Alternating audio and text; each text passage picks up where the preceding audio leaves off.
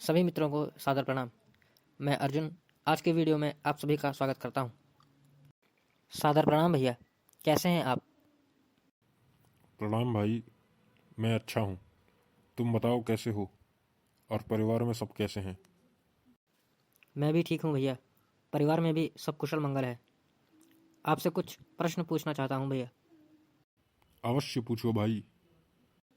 भैया, आत्मसंयम और सुख में क्या संबंध है? जब मानसिक शक्ति को न्यूनतम प्रतिरोध का पथ ग्रहण करने और सुगम मार्ग की ओर जाने की स्वतंत्रता दी जाती है तो वह दुर्बलता कहलाती है, और इसे एकाग्र कर उन्नति की ओर और दुष्कर मार्गों में बलपूर्वक प्रेरित किया जाता है तो यह शक्ति कहलाती है। शक्ति की एकाग्रता और बल की प्राप्ति आत्मसंयम के द्वारा ही होती है। कुछ लोग आत्मसंयम को विघातक दमन कहते हैं, जो कि नितांत असत्य बात है।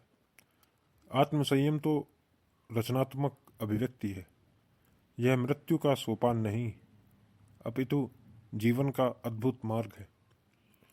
यह एक दिव्य और अप्रतिम कायापलट है, जिससे दुर्बल सबल में, स्थूल सूक्ष्म में तथा निकृष्ट उत्कृष्ट में परिवर्तित हो जाता है, जिसमें पाप का स्थान पुण्य लेता है और उज्जवल ज्ञान उत्कर्ष में तमस युक्त व्यसनों का लोप हो जाता है। जो व्यक्ति अपने आचरण के संबंध में दूसरों के सम्मुख धाक जमाने के अतिरिक्त अन्य कोई ऊंचा उद्देश्य रखे बिना अपनी यथार्थ प्रकृति को दबाता और छिपाता है, वह आत्मसंयम नहीं करता बल्कि कपट करता है।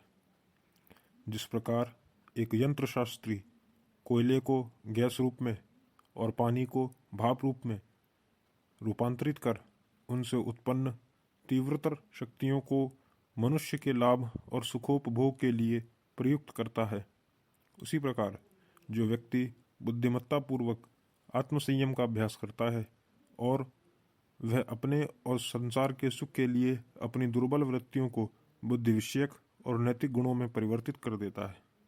कोई व्यक्ति स्वयं को जिस परिमाण में नियंत्रित करता है, उसी परिमाण में वह सुखी, चतुर और महान होता है। जो व्यक्ति अपनी पाशविक वृत्ति को अपने विचारों और कार्यों पर जितना अधिक जमने देता है, वह उसी परिमाण में दुष्ट, मूर्ख और अधम होता है। जो व्यक्ति अपने पर नियंत्रण करता है, वह अपने जीवन, अपनी परिस्थिति और अपने भाग्य पर नियंत्रण करता है। वह जहाँ कहीं जाता है, सुख को स्थायी वैभव की भांति साथ लिए जाता है। जो व्यक्ति स्वयं पर नियंत्रण नहीं करता, वह अपनी वृत्तियों, अपनी परिस्थितियों एवं अपने भाग्य द्वारा स्वयं नियंत्रण न होकर उनके द्वारा नियंत्रित होता है, और जब वह तत्कालीन लालसा की पूर्ति नहीं कर पाता, तब निराश होता है और दुखी हो जाता है।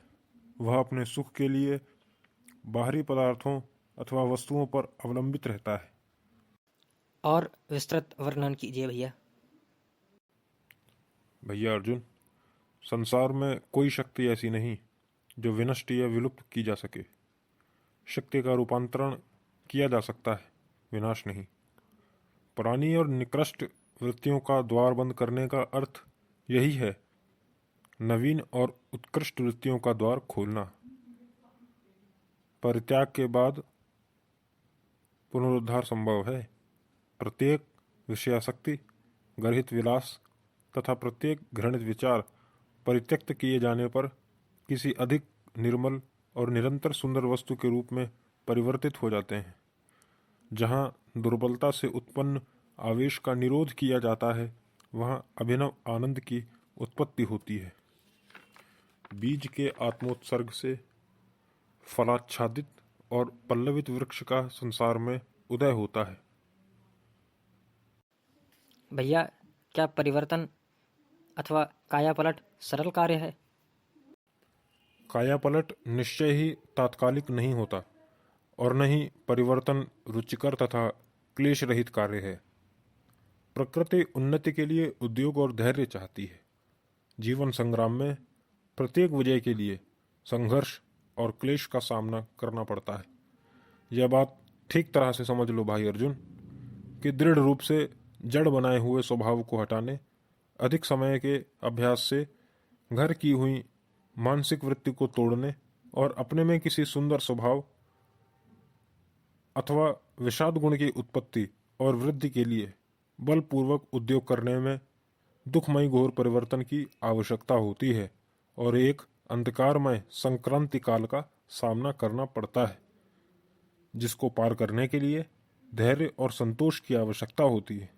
यहीं पर मनुष्य असफल होता है, यहीं पर मनुष्य पथभ्रष्ट होकर अपनी पुरानी अनायास पाशविक प्रवृत्ति से ग्रसित हो जाता है और आत्मसंयम को अत्यधिक परिश्रम साध्य और दुष्कर समझकर तिलांजलि दे देता है।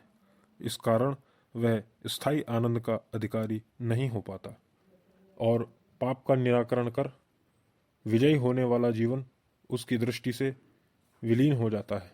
मनुष्य स्थायी सुख का अनुसंधान अपव्यय, आवेश और भोग विलास की आसक्ति से करता है, परंतु वह इसके बिल्कुल विलोम जीवन आत्मसंयम के जीवन से ही प्राप्त हो सकता है।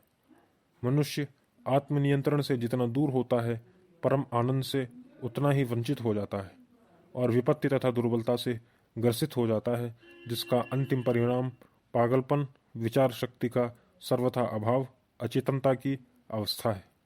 यदि मनुष्य यह समझ जाए कि आत्मसंयम और सुख में कितना प्रगाढ़ और अटूट संबंध है, तो अनियंत्रित वृत्तियों के विघातक प्रभावों को जानने के लिए उसे केवल अपने हृदय और अपने चारों ओर के संसार पर दृष्टि डालनी चाहिए। पुरुषों और स्त्रियों के जीवन पर दृष्टिपात कर उसे अनुभव होगा कि किस प्रकार अविचार पूर्ण शब्द, कटु प्रत्युत्तर, कपट का व्यवहार, अंध पक्षपात और अविवेकपूर्ण निर्णयों से उनकी दुर्गति हो रही है और वे सर्वनाश की ओर अग्रसर हैं।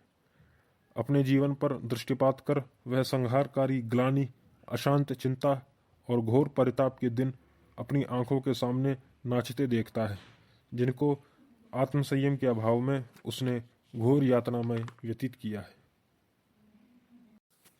भाई अर्जुन, यह भी ध्यान रखना कि विशुद्ध, पूर्ण नियंत्रित और विजयी जीवन से इन वस्तुओं का लोभ हो गया होता है। नई परिस्थितियां उत्पन्न होती हैं और आनंद के मार्गों की प्राप्ति के लिए अधिक उत्तम और पवित्र साधन स्वयं उत्पन्न हो जाते हैं। अब अधिक ग्लानि का अवसर नहीं रहता, क्योंकि पाप वृत्ति का अंत हो गया होता है। अधिक चिंता का अवसर नहीं रहता, क्योंकि स्वार्थपरता का लोप हो गया होता है। अधिक परिताप नहीं रहता, क्योंकि प्रत्येक कार्य का आधार सत्य हो जाता है। सार्थक संवाद के लिए धन्यवाद भैया। सादर चरण स्पर्श। खुश रहो भैया अर्जुन। मित्रों, आज की चर्चा में हमने जाना कि आत्मसंयम और सुख में क्या संबंध है, किस प्रकार आत्मसंयमी व्यक्ति अपने लिए, अपने परिवार के लिए एवं समाज के लिए कल्याणकारी होते हैं। सभी को राम राम, जय जिनेन्द्र, नमो बुद्धाय, सत श्री अकाल, जय हिंद। मिलते हैं अगले वीडियो में।